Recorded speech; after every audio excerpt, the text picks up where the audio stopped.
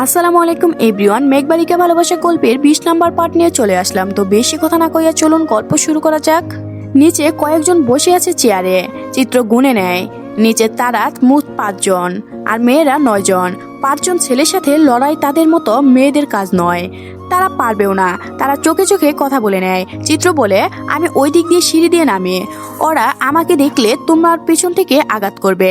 সামনে সামনে আমাদের মতো দুর্বলরা লড়াই করতে পারবো না।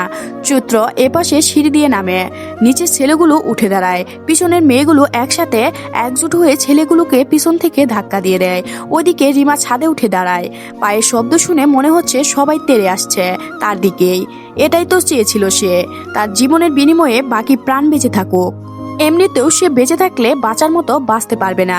মা বাবার বোঝা আর পুরো পৃথিবীটাকে আর চোখে তাকাতে তাকাতে মারবে। তার চেয়ে ভালোবাসার মানুষের হাতে তার প্রাণ যাক। পৃথিবী আরেকবার দেখুক অন্ধ ভালোবাসার কত ভয়ঙ্কর। সে ছাদের দরজার পাশে দাঁড়ায়। একে একে সকলে ছাদে উঠে এপাশ ওপাশ খুঁজতে শুরু করে। কেউ বা ছাদের কর্নারে ছাদিয়ে উকি দিয়ে নিচে দেখে। ঠিক তখনই এই ছাদের দরজা লাগিয়ে দেয় রিমা। ঝুলন্ত তালার চাবি তার চেনা, ড্রয়ার থেকে চাবি আসার আগেই রেখে নিয়েছে সে। তালা খুলে দ্রুত দরজা তালা দেয়, চাবি ছুঁড়ে ফেলে অনেক দূরে। তারপর স্তব্ধ হয়ে বসে পড়ে। বাকিরা বিষণ্ণ হয়ে পিছন ফিরে। মেয়েটির মতিগতি বোঝা যাচ্ছে না, কি চাই সে। আবসা আলোয় সকলের ফোনের ফ্ল্যাশ অন করে। রিমার যা কাজ ছিল শেষ। এদের কিছুক্ষণ আটকে রাখতে পারলেই হলো। সে হাঁটু বাজ করে হাঁটুর বাজে মুখ লুকিয়ে ফেলে। ছেলেগুলোর পিছ থেকে কেউ একজন অবাকের উচ্চসীমা নিয়ে অতিক্রমে বলে, রিমা তুমি? গলার সুর অতি পরিচিত, অতি কাছের জন। রিমা আরো শক্ত হয়ে বসে। এসব মোকাবেলার শক্তি তার নেই। এখন যা হবে তা শুধু নাটক। শরীরের নাটক দেখার শক্তি নেই। পিছনের ছেলেটি শুভ, তার চোখ না দেখে তুলেও না রিমা। শুভ যেন ছুটে আসে, যেন রিমাকে দেখে আকাশ থেকে টুপ করে পড়ল। ইফরাত দাপিয়ে চালাচ্ছে গাড়ি। পাশে জাবির, সিনথিয়া পিছনে বসে আছে। সিনথিয়ার পাশে বসেছে রুহান, তার হাতে ল্যাপটপ। সে পিছন থেকে নির্দেশন দিয়ে যাচ্ছে। ইফরাত তাল মিলিয়ে গাড়ি ছুটে নিয়ে যাচ্ছে। ওইখানের পরিস্থিতি কেমন, কে আছে, কতজন আছে জানা নেই, তাই কোনো রিস্ক নেওয়া যাবে না। সব রেডি করে মাঠে নেমেছে ইফরাত। তবে আপাতত সে একাই যাবে। ওইদিকে চৈত্রসহ বাকি মেয়েরা ছেলেগুলোর সাথে পেরে ওঠে না। তবে আবারও রুমবন্দি করা হয়। রিমা ছাদে পাথরের ন্যায় বসে আছে। শুভর কোনো কথা তার কানে যেন প্রবেশ করছে না। শুভ পিছনে তাকায়, কাটা মুরগির মতো ছটফট করতে বলে, আরাফ ভাই, ও আমার বউ। আরাফের চোখ বলছে যেন সব স্বাভাবিক। সে বলে, তো আমি কি করব? আমার বউ আরাফ ভাই, ওকে ছেড়ে দিন। বউটাও বুঝি না, মেয়ে দিতে বলেছি 12টা, এমনিতেই 2টা কম। ভাই কি বলছেন? দূর বেটা, কথা বলিস না তো। শুয়েছিস কয়বার তাই বলে?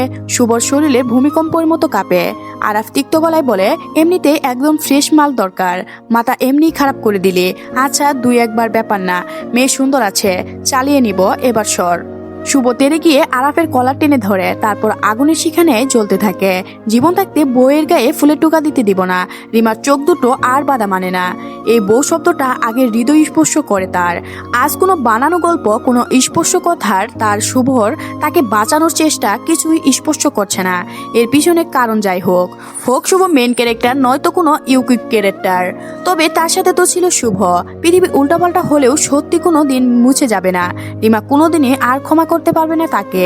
ওইদিকে আরাফ সজোরে ধাক্কা মারে শুভকে। শুভ পিছিয়ে যায় অনেকটা, আবার এগিয়ে আসতে আরাফ রিমার দিকে লিভার ভাব তাক করে পিছনে যায় শুভ। ইফরাত অনেকটা দূরে গাড়ি থামায়। সিনথিয়াকে বুলেট প্রুফ একটা জ্যাকেট পরানো হয়। তারপর ইফরাত সকলের উদ্দেশ্যে বলে, আমি ছাদে দিয়ে ডুববো, কন্ডিশনার বুঝে তোমাদের ডাকবো।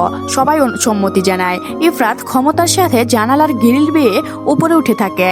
তারপর ছাদে চলে যায়। ছাদে ফাঁকা ছাদের দরজার নিচে চলে আসে। দোতলায় খুব সাবধানে পা ফেলে। মিউজিক চলছে। পাশের রুম থেকে দরজা ঠক ঠক আওয়াজ হচ্ছে, তবে মিউজিকের কারণে পরিষ্কার বোঝা যাচ্ছে না। কান পেতে দেয় ইফরাত। দরজার কাঁপছে, বাইরে থেকে কেউ তালা দেওয়া। ইফরাত পুরো জায়গাটা নিজের মস্তিষ্ক গেঁথে নেয়। তখনই একজন নজর আসে ইফরাত। ছেলেটি চুপচাপ সরে দৌড় দেয় খবর দিতে যাবে বলে। ইফরাত বাতাসের গতিতে তাকে ধরে ফেলে। মুখ চেপে ধরে রিভলভার উল্টো করে একটা মাথায় আঘাত করে। জ্ঞান হারানোর ছেলেটি। যে কোনো ছোট বড় অপারেশন হোক, ইফরাতকে একা ছাড়তে না চাইলেও সে প্রথমে একাই যায়। প্রয়োজন হলে বাকিদের ডাকে। তবে ভিতরের অবস্থা চিন্তা করে বাইরের মানুষগুলা টেনশনে থাকে। ইফরাতের কানে গুজা রাখা হেডফোন জোনাকি পোকার মতো জ্বলে ওঠে। অবশ থেকে ভেসে আসে রুহানের চিন্তিত গলা, are you okay sir? Don't panic, I am okay. Sorry sir, help লাগলে কন্টিনিউ জানাবেন, রিস্ক নেবে না প্লিজ।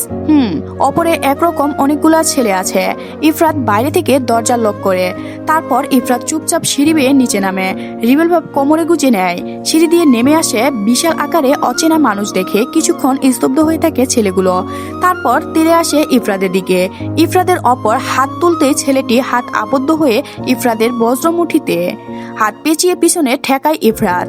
বাকিরা এগিয়ে আসে। কাছাকাছি আসতেই লম্বা লোহার শক্ত পায়ে আঘাত লাগে, অনেকটা দূরে ছিটকে পড়ে। তেড়ে আসা ছেলেগুলো বাকিগুলো এক মিনিটেই কাত করে ফেলে ইফরাত। তারপর ওপরে উঠে তালা ভেঙে ফেলে। দরজার ওপাশে মেয়েগুলো কান্না করতে করতে ফুলে উঠে একাকার।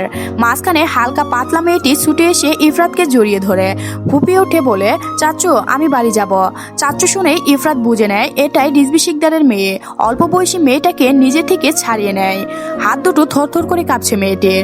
রিবেলভাবে থাকা হাতটি মেয়েটির মাথায় রাখে ইফরাত। তারপর আশ্বস্ত গলায় বলে, কোনো ভয় নেই, আমার সাথে এসো। রুহানের চিন্তিত গলা আবার হেডফোনে বাজে। ঠিক আছে সব? কাউকে পাঠাবো? জাবিরকে পাঠাও। Okay sir. মেয়েগুলো জাবিরের হাত দিয়ে ওপরে উঠে যায় ইফরাত। বাকি ছেলেগুলো যে রুমে আছে সেখানে যায় ইফরাত। দরজা খুলেই রিবেল বাব হাতে তেড়ে আসে তারা। সামনে 5 জন, পিছন থেকে একজন নেতৃত্ব দিচ্ছে। পিছনে একজন মেয়েও বসে আছে। পিছন থেকে আরাফ চেঁচিয়ে বলে, ওই এসপি, বাঁচতে চাস তো রিবেল বাব নামা। ইফরাতের বজ্রকণ্ঠ গলা, ওই চামচিকা পিছনে কেন সামনে আয়। আরাফ রিবেল বাব হাতের সামনে আসে।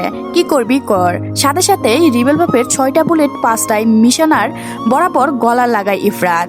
আরাফ পাশ ফিরে দেখে তার সাথে সবগুলা চিৎফাটাং করে পড়ে আছে। গলা শুকিয়ে যায় তার।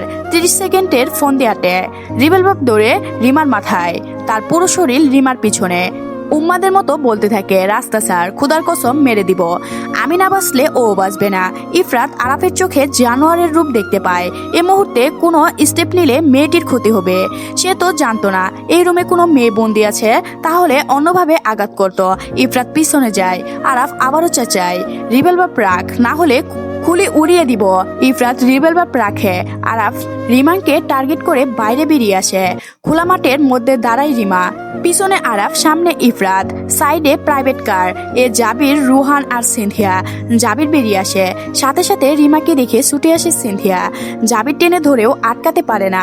ইফরাতের পিছনে দাঁড়ায় সিনথিয়া। তারপর ভেজা গলায় বলে, রিমা। ইফরাত সিনথিয়ার কথা শুনে বলে, গাড়িতে বসো। সিনথিয়া বরফের মতো জমে যায়। যদি এখন জানোয়ারটা শুট করে দেয়, রিমাকে চিরতরের মতো হারাবি সিনথিয়া। একের পর এক আঘাত করে ছোট্ট হৃদয়ের আর জায়গা দিতে পারছে না।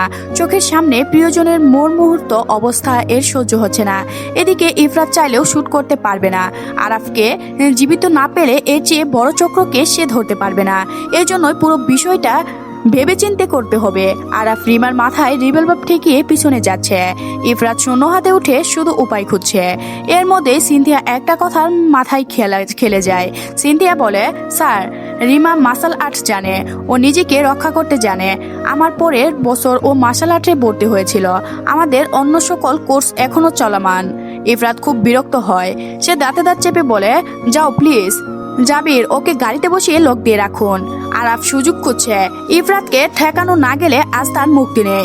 আরাফ রিবেল বাপ ইফরাতের পায়ের দিকে দ্রুত ত্যাগ করে ট্রিগার চাপে। তার লক্ষ্য ইফরাত যেন হাঁটতে না পারে। হাঁটতে পারলে আজ ওর মুক্তি। ইফরাত সরে দাঁড়ায়।